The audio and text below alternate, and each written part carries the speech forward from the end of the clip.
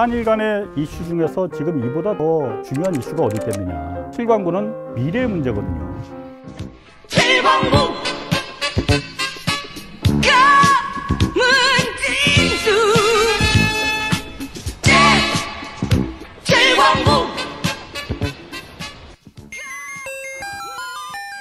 자, 제7광구 세 번째, 이제 마지막 시간입니다. 이 어찌 해야 하나. 일단 8년 남았지 않습니까? 2028년이니까. 이게 길지 않은 시간이라는 게, 뭐 8년이면 사실 꽤 긴 시간이죠. 그런데 석유 개발이라는 게 아무데나 뚫을 수 없는 거 아니에요. 잘 봐서 뚫어야지. 그러니까 그런 어디를 뚫어야 될지 선정하고 이런 탐사하는데 한 2년에서 3년 정도 걸린다고 합니다. 더군다나 바다니까 여기가. 한번 뚫어보고서는 여기가 어떤 데 어떤 정도 깊이로 뚫어야 되고 뭐 어떤 전산 처리하고 분석하고 이걸 하는데 뭐 이것도 한 2년 정도 걸린다고 해요. 그래서 전체적으로 한 6년에서 7년 정도를 석유를 처음에 개발할 때 그 시간으로 타임라인으로 잡는데, 그러다 보니까 8년 남았으면은 이번 지나면은 이제 끝이라는 거죠. 더 이상 이제 기회는 없다라는 그 부분입니다. 지금까지 좀 간단하게 정리를 해보면은 한국에서 여기 개발하겠다고 일본에 통보를 해줬어요. 자, 니들 어떻게 할래? 우리 들어갈 건데 동의를 할 거야 말 거야? 우리 거의 경제성 없으니까 옛날에도 그랬고 지금도 안 할래. 그럼 우리가 취할 수 있는 옵션이 뭐가 있겠느냐?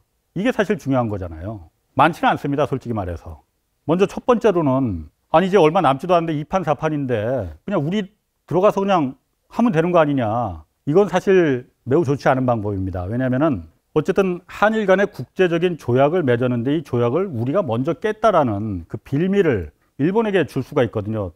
후위를 생각해서 매우 좋지 않은 옵션이다라는 게 전문가들의 이제 그 분석입니다. 자, 그럼 두 번째 방법은 뭐가 있겠느냐. 중국이 여기 계속 자기들도 숟가락 얹고 싶어서 눈독 들이고 있다고 했지 않습니까? 조약 끝나기 전에 한일뿐만이 아니고 이 삼국이 같이 여기를 평화의 구역, 삼국의 공동 경제 구역으로 한국하고 일본 둘만 나누지 말고 삼국이 3분의 1씩 나누자. 중국을 끌어들이는 건 어떻겠느냐. 근데 이 부분도 우리 한국의 많은 전문가 공통적으로 하는 말이, 중국이 받아주면 좋은데, 그렇게 하자라고 하면 좋은데, 만약 그렇게 하지 않겠다. 중국이 이거 혼자 다 먹을 속셈도 있을 수 있지 않습니까? 그러면은 한국의 입지가 매우 불리해진다. 이것도 역시 마찬가지로 조약을 우리가 먼저 흔들어 버린 거기 때문에 좋지 않다. 그것도 지금 생각하는 그야말로 생각할 수 있는 가장 최선의 옵션은 일본을 설득해야 된다. 근데 일본이 설득이 되겠습니까? 안 됐잖아요. 여태까지 그래서 42년간을 여기 허송세월로 보낸 거잖아요. 그런데 방법이,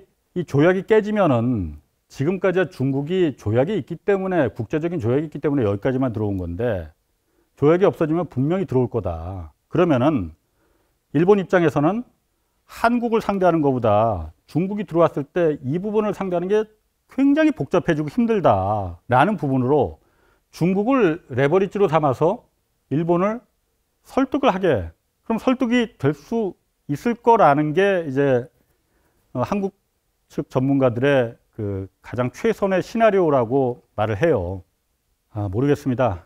뭐 일본이 설득이 될 수 있을지, 아니면 최악의 시나리오로 중국은 정말 버거우니 중국하고만 반씩 합의를 맺는 그 결정을 갈지, 극단적인 경우에는 재판 준비해야 합니다. 국제재판 준비해야 합니다. 종료된 뒤에 국제재판 가면 아무 의미가 없습니다. 우리한테도 매우 불리해지고 종료가 되기 전에 재판으로 끌고 들어가야 된다는 거죠.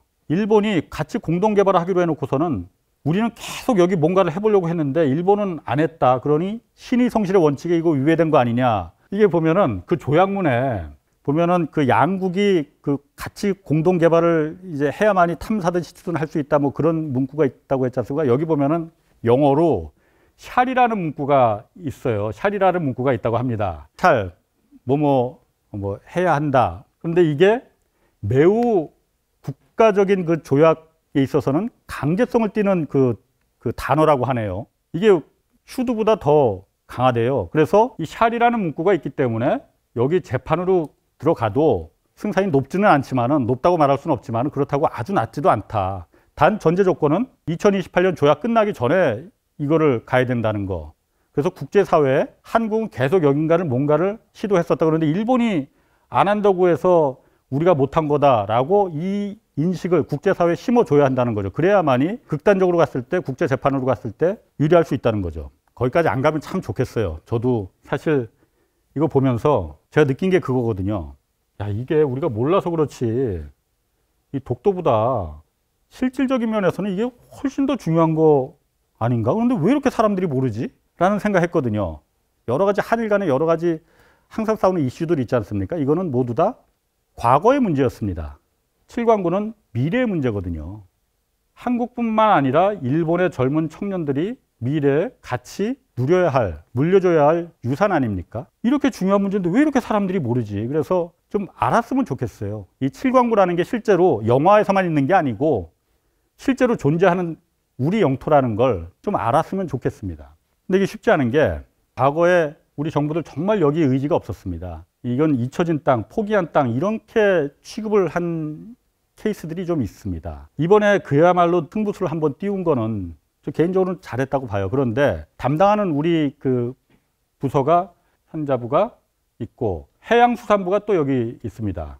그리고 일본하고 외교적으로 이걸 갖다 우리가 통보를 해줘야 되니까 외무성하고 해놔야 되니까 외교부가 같이 엮여 있습니다. 이 문제. 여러 부처, 3개 부처가 엮여 있다 보니까는 더군다나 이게 또 폼나고 그런 거면 모르는데 승산이 사실 그다지 있어 보이지 않거든요. 그러다 보니까 3개 부처가 서로 책임을 떠넘기가 딱 좋은 구조로 되어 있거든요. 실제로 저희가 이 3개 부처에 정부의 의지를 좀 국민들한테 보여주자. 어차피 갈 때까지 갔는데 이제 어느 부처도 취재하면 응하겠다고 사실을 뭐 알려주거나 인터뷰를 하거나 아무 데도 없습니다. 서로 우리 부처가 이거 주무부처가 아니다. 다른 부처에 알아봐라. 서로 다 미루는 거예요.